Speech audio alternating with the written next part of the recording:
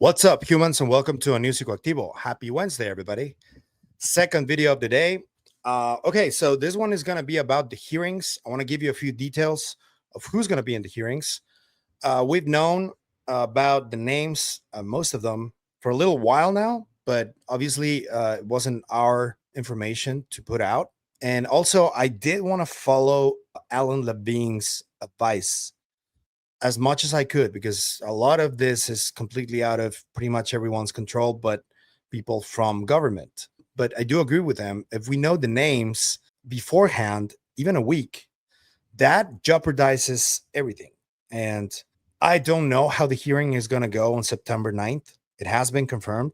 Another topic that we probably should discuss is whether Dr. Eric Davis got false information by someone who gave it to him. I don't think that he's ill-intentioned at all, but it's possible that I don't know if he could be being blackmailed or he's protecting someone from the legacy program or whatever.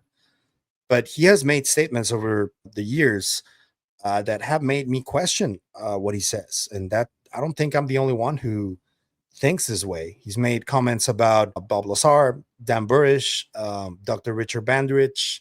He's denied that ARVs are real. He did it with UAP GURB. He did it again on LinkedIn. And all of these things that he's denying are highly disputed by a lot of people. So it's only natural that we have to ask questions why this is happening. But that's a different topic, though. I think it links to this. But let's get to the witness list. And it is confirmed for 10 a.m. Eastern time on the C-SPAN signal is going to be live. The witness list, as you guys already probably heard, is this one. That's going to be Mr. Jeff Nuccetelli from the Air Force. There's going to be Chief Alexandro Wiggins from the Navy, who wasn't weaponized, and he talked about the Fort Tic Tac that he allegedly encountered. Then we got Mr. George Knapp. That was a surprise to me when I heard it, because I'm not sure if Mr. George Knapp has any firsthand information. I know that he's deeply linked to everybody from the OSA program and Senator Harry Reid and all that. I don't know if he's going to talk about that, more detailed stuff about that. I have no idea. I would be very interested for him to talk about whatever he witnessed in Russia or the Soviet Union when he visited. I want to know if something happened when he landed in the States, when he came back from there, whatever that military person gave him in terms of documents. I want to know about that. And if he has any information that he hasn't relayed, that'd be really cool too, to know if he has anything new to share. That'd be cool. And we have a new name, Dylan Borland, UAP witness from the U.S. Air Force. And this is a new name that pretty much nobody knew about beforehand. We've looked into him. This is the guy on the right. He's receiving an award or a recognition of the sort, Student of the Month at the Air Force Academy, I would say. This is him again. This is his resume. He worked for BAE Systems, which is one of these aerospace companies, as an intelligence analyst. And he was part of this Geospatial Intelligence Agency as an analyst at the Air Force from September 2010 to February 2013. So I don't know what his experiences are. I don't know how many he's going to talk about. I don't know anything about what he's going to relay to the people.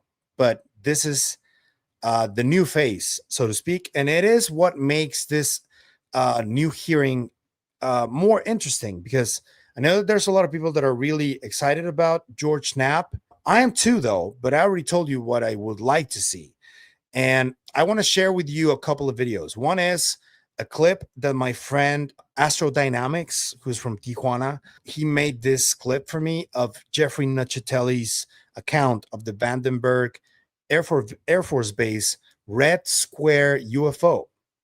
This is on the Clips channel. I'm going to leave it in the description, but I just want to play it for you guys because it's a really cool video. And this is what Mr. Nuccetelli talks about. I don't think that he is firsthand on the Red Square, but I know that he had subsequent sightings himself. So he is a firsthand witness, but he's going to talk about this one and potentially whatever he experienced himself, which I think is going to be interesting to hear as well.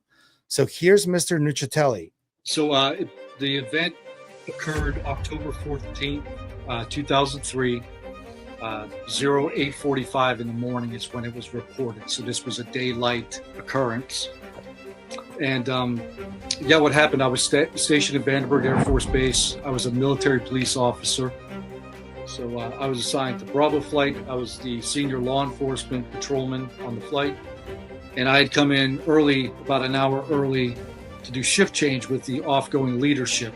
And as I drove into our squadron building, there was a crowd of people around our smoke pit, congregating there waiting. And when I drove by, they all started to point, and I could tell that they had something cool to tell me. So these individuals were working on site at LF Launch Facility 21, which is located at the very north end of the base. And one of the contractors walked outside of the hangar, the building he was in, and there was this gigantic red glowing square object bigger than a football field just hovering silently over the pad, making no noise. No noise at all? Nothing. Completely silent. No control surfaces, no propulsion. All at once, they all started telling me that they had this real-world UFO event that morning. And they briefed me on what had occurred. And those two individuals had actually responded to the event and talked to the witnesses and taken statements from them. So what happened was, sometime early that morning, we had 3 Boeing contractors, and these would be like engineers or, technical specialists, all with like top secret SCI clearances, working on a national missile defense project site. And it was a weapon system designed to shoot down incoming nukes and ballistic missiles. So that is an Air Force Form 53. So we keep a chronological record of every single thing that happens in a 24-hour period. That's what this document is. And then at 8:45, this is the entry, patrol response, unidentified flying object. That's how it was logged. They reported what they saw, they described it. The controller at range control took down the information, and then he called all the various other agencies and command centers on base. He called the weather station to find out if we had balloons up. He called the control tower to see if we had aircraft or anything on radar, and on and on. So he called all these various agencies on base. All those reports came back negative. They said nothing on radar, nothing in the air, no weather balloons. During this time period where they were trying to track down what it was, the object had gently floated further onto the installation. So it floated east onto the base, and they lost visual when it went over some hills, and it just vanished. Okay.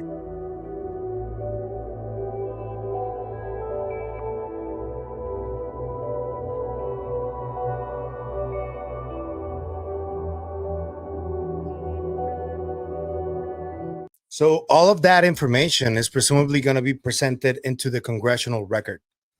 And I don't know what else Mr. Nuccetelli is going to tell Congress, but I think he's going to also share some experiences that he hasn't shared yet. The other part is I want to play to you guys the little piece of the interview I did with my friend Dan Cleary, where he talks about George Knapp, and I asked him about the Soviet Union visit.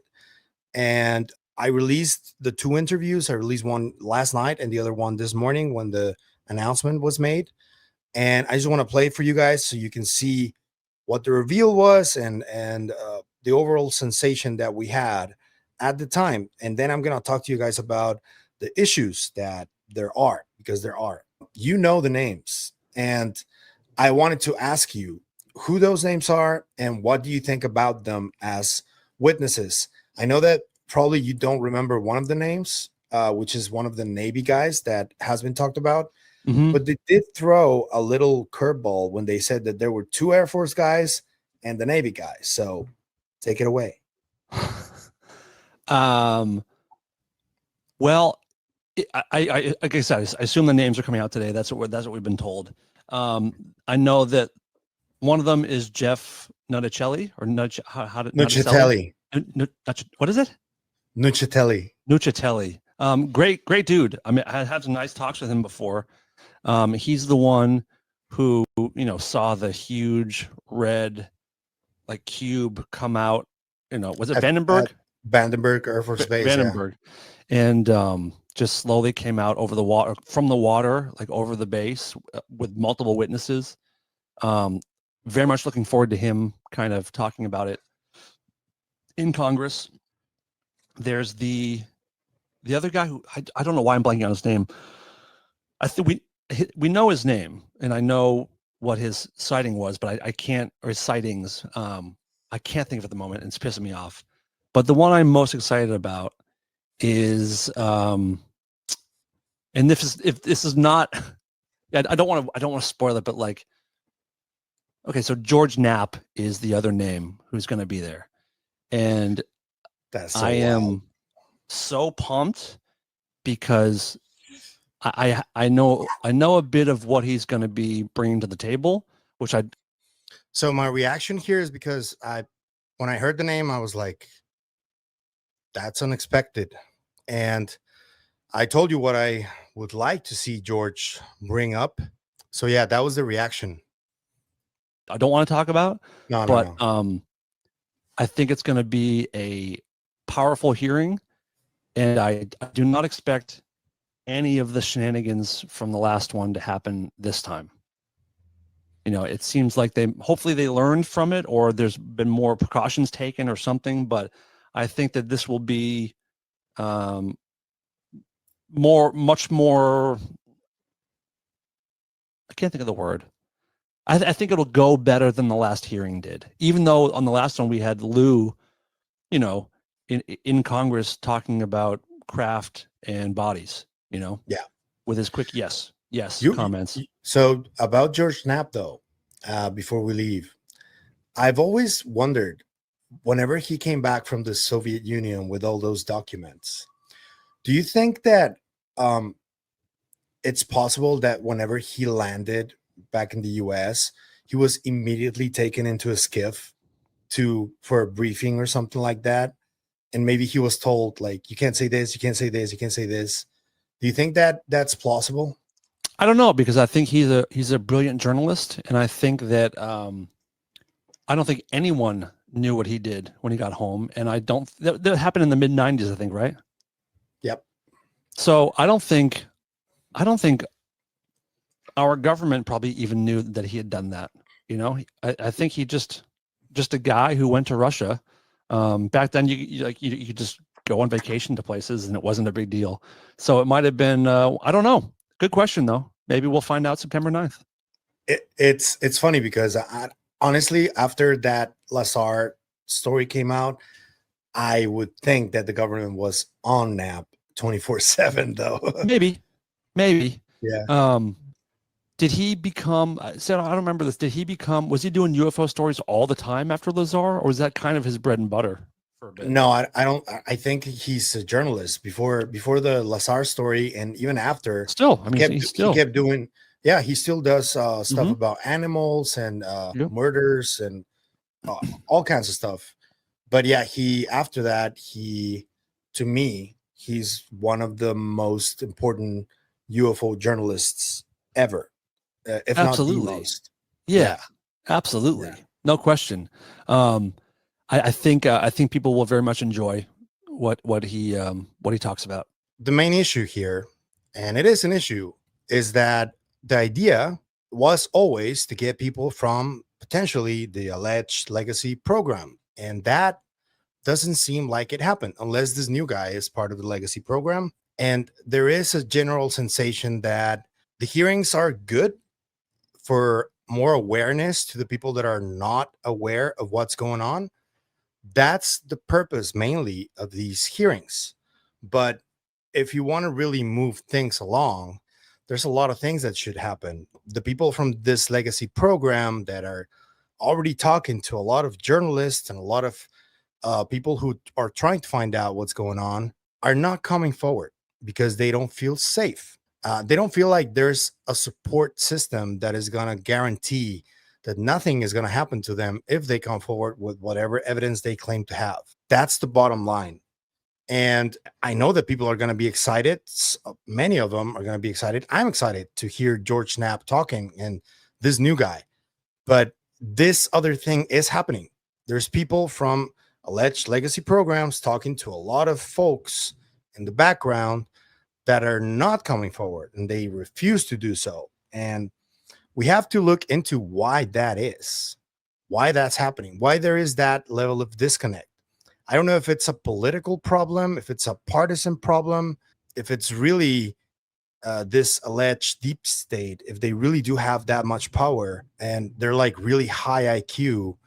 What are they facing against? What level of IQ do the people have on the side of trying to find out what's happening, or if these legacy programs are real? And it's hard because it's like facing a behemoth of secrecy and high IQ. That's the reality of what's going on.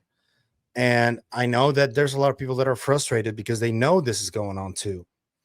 So yeah, the hearings are going to be interesting. They're going to be certainly a major event next week. I'm going to report on it. I'm going to, if hopefully we get new information and some evidence of whatever these people talk about. That would be a best case scenario. But also, we need to see what's going on in the background, and all of these people that are refusing to come forward. I still think that the one that knows about what's going on really is Grush. He knows about what's going on. He filed a complaint with the inspector general. That's a big deal. So I think we should look into that. I don't know if Grush is happy with these witnesses. I highly doubt it, honestly. But we could ask him. Maybe he could say something, but I don't know if he would, based on the treatment he's gotten in the public. Anybody who comes forward and becomes public, so whistleblower or whatever you want to call it, they all get scrutinized. They all risk their careers. They all risk their anonymity forever. It's a tough bargain. And if there are no protections, this is going to continue. We're going to keep getting people who, yeah, they are observers. They did have sightings. They're interesting. They are military. They are intel community, but they're not part of what's going on. They are observers, and their testimony is very valuable. Don't get me wrong. We got the hearings from Grush. We got observers talking about this, Commander Fravor, Mr. Ryan Graves, and those were like something really big was about to happen. Everybody felt it. And then afterwards, the next logical step was to get one of these alleged 40 witnesses from the legacy program to talk about this in a public setting, in a hearing. But the political system is a mess right now. That's one of the reasons. There's a lot of stuff that people are more interested in than this, which I think is a mistake. So there are a lot of hurdles, and there's a lot of work to be done still. But I'm going to keep it glass half full for everybody, because I do think that hearings are very helpful to gain awareness for the public. But if you want to get to the deep cuts, we need to do more. We need to help the people in the shadows that are thinking about risking something in their life, and then they see the shit show that is going on and they back out. That's what's been happening.